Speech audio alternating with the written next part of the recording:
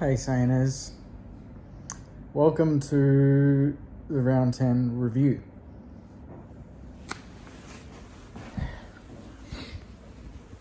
Just finished watching it with the fam and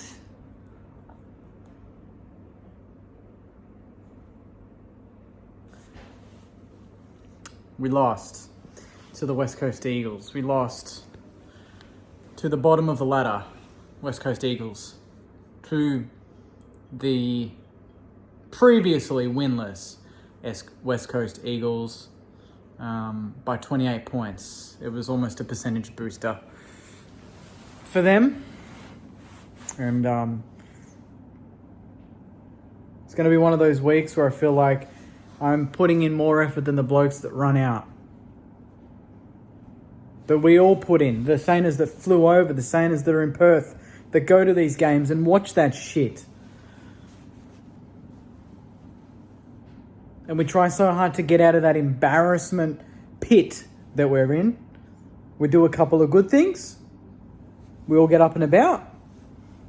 And then we dish that up. And look, I know it's been a very emotional last 48 hours for 24 hours actually for the West Coast and Geelong Football Club. I understand that. But I still expected so much more. I can't look beyond that. I can't just say they were emotionally driven and that was good enough. That is good enough if the other team buckles easy. But if the team matches it and is composed and plays their way and takes their chances and doesn't rely on three blokes. I'm not even joking. Jack Higgins, I'm already giving you Mosh Man of the match, mate. 5 goals, second in the Coleman. If it wasn't for you, that would have been a 10 to 12 goal drubbing. I'm not even joking. Rowan Marshall was trying in the first half and was huge. And I feel like there's one more. Mason Wood, Kel Wilkie to a lesser extent. But apart from that, I got nothing. Darcy Wilson maybe. But it's no point even picking on 3 or 4 good blokes because there was 20 blokes that were shit. We were shocking. And now we've got to cop it for the next week. We try and work our way out of these situations. We get to a point and then we just go, let's go full St Kilda again. And what I hate the most is coming into this game and I was kind of confident that we'd win, right? And now I feel stupid believing that. Like I feel dumb. Like I don't know what I'm talking about. But I do know what I'm talking about. I'm expecting far more than almost what these blokes are expecting by their teammates. I can get if West Coast play out of their skins, but they were breaking tackles left, right and centre. We were missing marks that were easy and under no pressure. We're one of the worst handballing teams I've ever seen at the moment. We make certain goals look incredibly difficult, and we make difficult moments for the opposition look very easy. And our pressure was supposedly 250 for some of this game. I didn't see that. I saw them breaking tackles and running into 3 blokes on one. Easy. And we're talking about the winless bottom team that have been thumped several times. They lost to Richmond last week. They lost to Melbourne on that ground. And I know Melbourne just went and beat Brisbane, so maybe their form's picking up. But with the team that we had out there, I firmly thought the midfield battle we'd win. I firmly thought we'd get enough in there, enough supply to Higgins and Wood and Philippou and Owens and Sharman. By the way, Owens and Sharman not cited. Nothing. And I know for the first half of the game it wasn't getting in there. But that's another thing. I am sick and tired of watching games where it feels like we are 2 players. It feels genuinely like when I watch the EPL and Arsenal go down to 10 men with a red card. It feels like from the bounce, we start maybe 1 or 2 blokes down because they're getting the first 10 of 11 inside 50s. And that was the case again. We are so defensively minded to the point where we don't know what to do on an attacking front. And we are so focused on stopping the opposition that when we need to create, we have no ideas. And what happens when we don't stop the opposition? We still don't have ideas because we are so used to that mindset. And I know that does go to Ross and it does to an extent, but some of the basic mistakes that we were making today against a team that has not, I can't stress that enough. They were 0-9. I know teams win inevitably, and I've said I'm always worried coming up against teams that have had a series on a streak, because if you're on a streak of wins, that takes you closer to your next loss. And when you're on a streak of losses, that takes you closer to your next win. And I was hoping today wasn't going to be the day. But there was energy swirling around Optus today. I don't know. It's almost like it's destined, like St Kilda had to be that team. We haven't had enough embarrassing moments in our history. This one needed to go with them. Oh, West Coast only won, this could happen in 10 weeks' time. Oh, West Coast only won one game this year. Who was that? Oh, yeah, they beat St Kilda. Yeah, that's right. That's pretty funny. There, that's the joke. That's what we're going to go with now.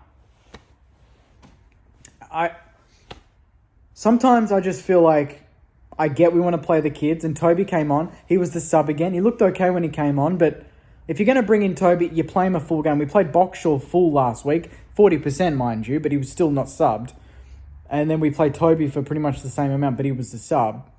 And then you got Hunter Clark and Zach Jones' experience in the seconds that got done today. I just don't know, in a game like this where it's almost like, who cares if we're playing young or not? Maybe just go a little bit more senior and maybe just bank the win and come home and then play the kids again. We don't have to do it every single... Sometimes, if you just want to... Do we want to make finals? I don't know. Maybe that's not even occurred to him. Maybe that situation of us being... if we had won by a significant amount, I think it was around 107 or 8 points today, we would have been in the 8. Hilariously, we would have been in the 8. I don't know if that's occurred to him, and maybe the players, maybe they haven't even thought that far ahead that, hey, maybe finals is a chance. But it actually was, based on what we've seen today, we're not even close. We don't deserve to be. But it was a chance prior to this game. And I don't know what the mindset is. What's the approach to the rest of the season? Do we want to make finals? Do we want to be middling of the road again? Do we want to just continue to play the kids, and if we finish bottom 4, so be it, but we get a good pick and we get experience in the kids? We're hovering in between. But if we want to make finals, today was the day to just give Zach Jones a game. I know some people are going to say, we want to play the kids. We are playing the kids. But sometimes they need a break. Sometimes they just need, Garcia today, got a couple of clearances, butchered it. Jack McRae butchered it a lot today. Actually, Nasiah in the first half was one of the rare players with Rowan Marshall to try and create. Caminiti, throwing end to end. He's the new Josh Battle. We don't know where to play him. And, he's got the height of a defender, but he's 10 kilos lighter than some of them. Of course, Oscar Allen came back in this week just to stretch us even more. Jake Waterman, took us to the cleaners at points in this game. We just don't have any fear factor. And when teams play us, whether we could have gone into this game top of the ladder, right?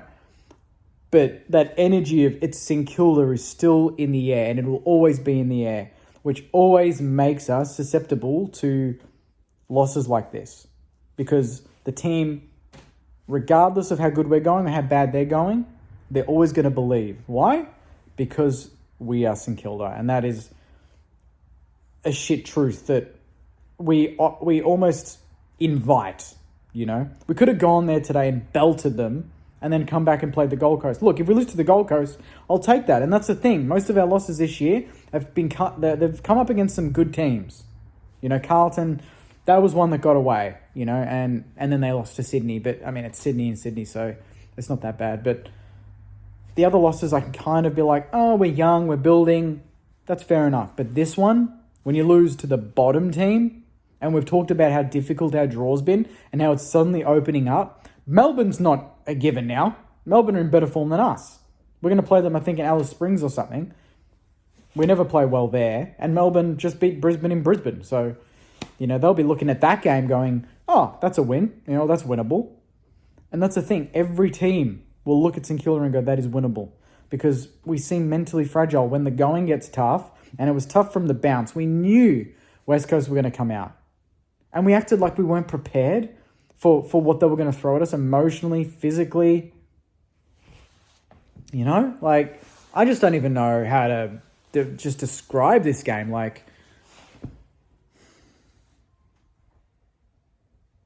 Selfishly, I'm just thinking of the week ahead and how I'm going to have to talk about this. And I just want to skip to the Gold Coast game. And, like, what are Gold Coast going to do to us if we play like that, honestly, at Marvel with Ben King in that forward line? Like, that midfield they're going to do. We struggled against Harley Reid in there. You know, and no ruckman. Rowe was basically dominant. I think we probably won the clearances, or we were winning that by a significant amount, at least midway through the second quarter. I don't know how it continued for the rest of the game, but you know, we talk about when we win clearances, we win games. If we won clearances today, did shit all. We didn't score from it. Our kicks inside 50. I feel sorry for Jack Higgins. He kicked 5. I reckon half of them were kicks over his head. And luckily enough, he was good enough to collect himself, compose himself, and then snap across his body and kick the goal. But there were a couple there that they missed him completely, and they were easy kicks, you know?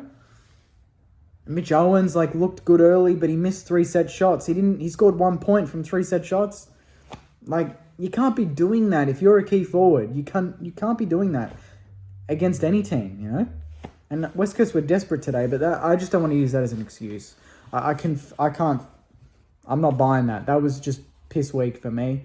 I don't see how any senior player stood up at any point. Jack Steele, Jack Sinclair, you know, I'm looking at you. What did you provide? Tactically, I don't think we shifted the ball quickly enough until the last quarter, and then the game opened up by that point. The margin got out too far, and it was never going to be attainable at that point. You know, I don't even know. Saying it's just it's fucking disgusting. I know we're not the finished product yet. I'm trying to be as level-headed as I can, but sometimes you expect more, and I'm not going to deviate from that. I expected to win this game. I did. And if I'm an idiot for it, tell me. But if you're a Saner and you went into this game and you thought we were going to lose, that's the mindset that needs to be changed. But it's hard to change when they dish that up. But if you're superstitious, there's enough Saners out there that probably thought we were going to lose this game. Energy in the air. Look what happened. You got your wish. We turned up, played shit Saints footy, and we got done. And now we've got to... I don't know. There were some shit teams this round, right? Port, Carlton, Essendon. North nearly lost to Richmond. They didn't, but they nearly did. Saints just walk in, go, hold my beer. Here we go. Big dogs in town. You don't know how to do embarrassing like we can. Watch us. And we delivered. So there you go, AFL world. Enjoy continuing to shit on the Saints parade for another week. You know, you've been doing it for 150 years. There's another one for you. And I'll be turning up every single day, delivering the content. And let's see what happens in the next week. But just, yeah. Watching it with mum and dad. Mum just she's like, I wish I could change the channel, but you got to watch it for your review, you know? And that was one of those games, I'll be dead honest. That's one of those games where I'm like, no wonder I'm single. Dedicating my time to this shit club sometimes. I mean, I love it. Don't get me wrong. I love doing the channel, obviously. I wouldn't be doing it if I didn't love it. But it goes through your mind when you're watching those types of performances and you're like, this is how I fucking choose to spend my time. Brilliant. Brilliant. Thanks, club. Thanks. We made such a big such a big build up to our season, and we want to at least beat the teams below us. And we've kind of been doing that. And then we start beating, we beat Port away and we look competitive in some games. This undoes so much. That's the worst thing. It undoes so much good work.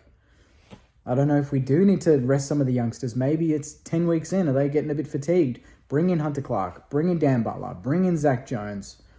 I don't know. I feel like this was almost a game we could have brought in a Harry Boyd. Maybe even then played Marshall forward because we had no presence in the air in the forward line. No offense to Sharman or Owens. But Roll Marshall was clunking him everywhere around the ground. Why couldn't we just put him in the square? It's not like they had a gun ruck that was going to cause us problems. Debut Heath. Bring Keeler in. Put Caminiti in the ruck. I don't know. We could have broken even in the centre clearances at that point anyway. Rowe wasn't influential in the tap work. He was influential in around the ground. If you want to win this game, play him as a full forward. He could have been the difference today. Him and Higgins could have kicked a bag between them. It could have been the difference. Instead, we persist with him in the ruck and behind the ball. We have no one forward to centre. We don't kick a big enough score. We lose. So on that note, that's the review. Awesome.